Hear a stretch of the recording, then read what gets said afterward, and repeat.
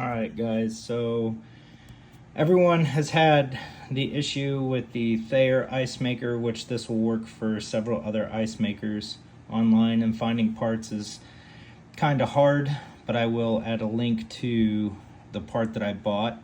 So the thing will be full, the add water light will start flashing, this will be covered, there'll be plenty of water, the machine just doesn't want to run. I found for my problem was the water pump. I did a lot of cleaning and everything else, trying to just figure it out, and I will show you a few things along the way that I did to this ice maker that will help you with your issue, hopefully. The part was $12 on Amazon, and I will kind of show you what I did. So I recommend getting a towel just to work on this thing. Recommend a screw gun. There's 2 screws in the back.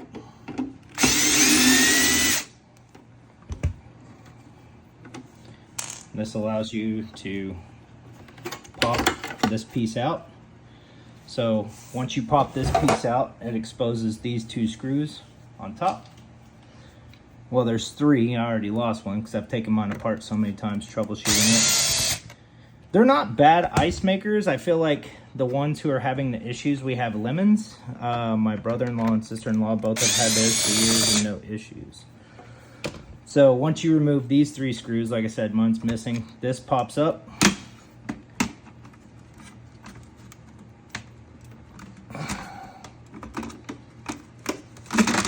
There you go. And allows you access to the other screws to get to it. All right, so we'll set this down right here. So the ones you have to remove are these 4 on top. You got 1, 2, 3, well, I said 4, here's 5. So those 5 screws.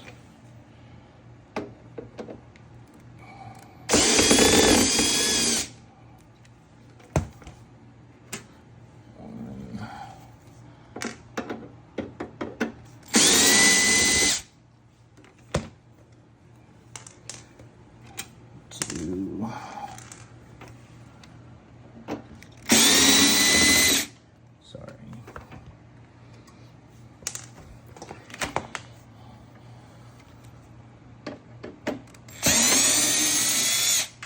4 and 5. Now, the reason why I said to get a towel is because there's extra moisture in here from time to time. Just take this piece. You don't have to disconnect it, you can just lay it down. These are actually a good indicator. If you see some buildup in this line, odds are that you need to have it cleaned out. We got 4 on the back. Oop.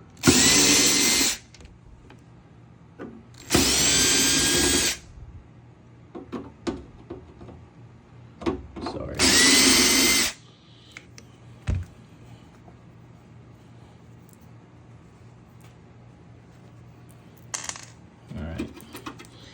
What you're going to want to do is you're going to want to flip this up.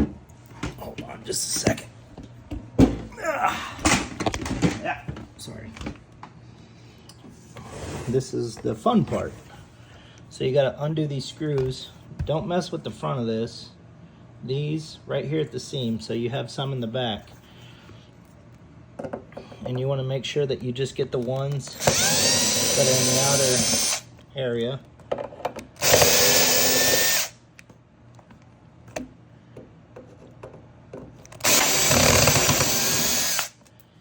So in this corner, this screw right here holds a part in.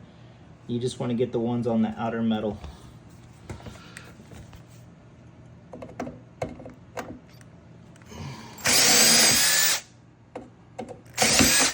Get this. Sorry.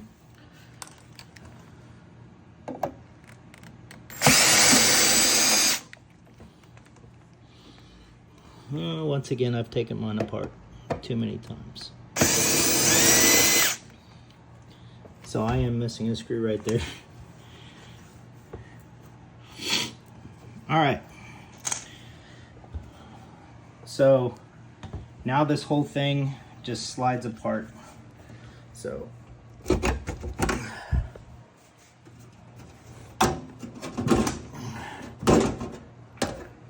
this side popped out. I'm sorry for the bad video, I know. These things are sharp, by the way, so be careful. I did cut myself several times on these metal edges.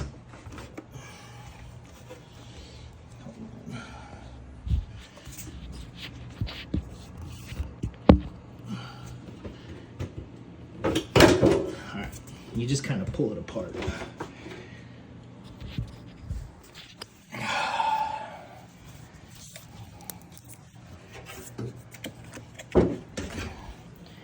Down here at the bottom, everything's good. Everything's out of the way. All right. Now we're down to the water issue. So a lot of people say that it's in here, and I didn't find any issues in here. You can order these new parts if you want to, but I found that it was the water pump. So if you turn your machine over here, you could see the water pump. And I just cleaned this not too long ago. Let's see if I can get it to focus. And you can already see scale building up in this, so I really recommend using distilled water. We use filtered water and it clogs it up. So what you can do with this is go through, take one hose off at a time, scrub it and clean it. But here's your water pump, and basically all you do is slide that little pump out. Now, the water pump that came with it does not have any hookups, and I'm not really good at soldering, but all you have to do is solder the red to the black, and there's a red dot where the red wire goes, and then the black side is just the other side. That's just on the one I bought on Amazon. Yours may be a little bit different. But I replaced that pump, and it just slides in and out of this rubber housing back here. Just do it carefully after you replace it so you don't tear up the pump. And the connections, oh, sorry. Slide that back in there. And that's it. So what that does is that takes the water from your tank down here and pumps it up into this, which runs it through the refrigeration cycle. So, like I said, I got a little brew cleaning kit, if you will. It was for making beer, and it came with one of these little scrub brushes, and I scrubbed all of this out. You could pop the lid off of this if you want to. Take a look inside. Make sure the float's not all gunked up. You can see the amount of crud already built up, even with filtered water. So like I said, distilled water is the best, but there is a UV sterilizer in there. That's what that is, and that's the float.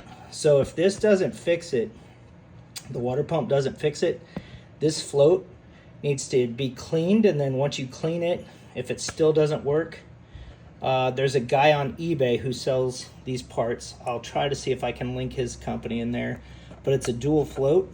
So this is the full float up top, that's the low float at the bottom, and what's happening is your pump quit working and it's not allowing the water to come in here and fill this up, push it over into the ice maker. So once you solder it back together, just redo the steps to put it back together and enjoy. This is your inline kit if you want to hardwire it to your house.